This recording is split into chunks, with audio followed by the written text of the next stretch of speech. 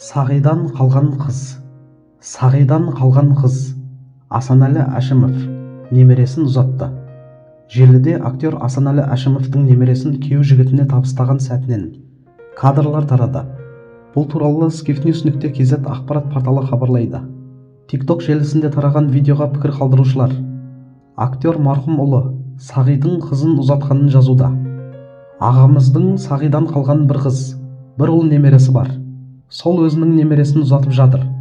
Шалдарға не болып барады? Мына шал алжасты ма деп ойлап қалдым.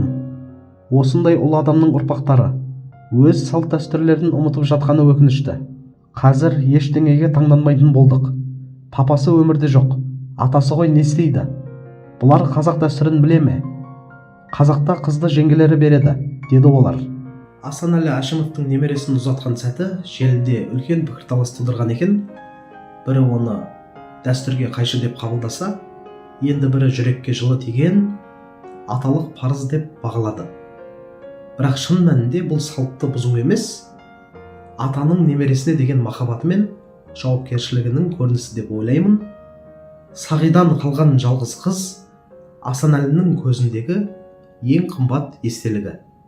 Әкесінің орнына атасы шығарып салуы өмірдің заңдылығы. Бұл жерде салттан ауытқу емес, тағдырдың өз талабы бар.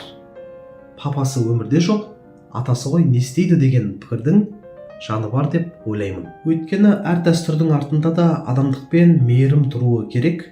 Қазір кей адамдар дәстүрді жаттап алса да, оның рухын ұмытып барады.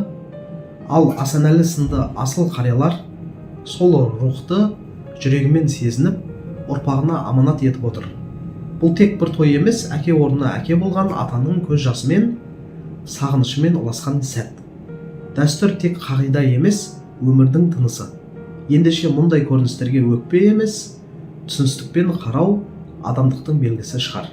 Менің ойымша, Асанәлі ағамыздың бұл әрекеті ұлт рухын емес, адамдық борышты көрсеткен ерекше сәт.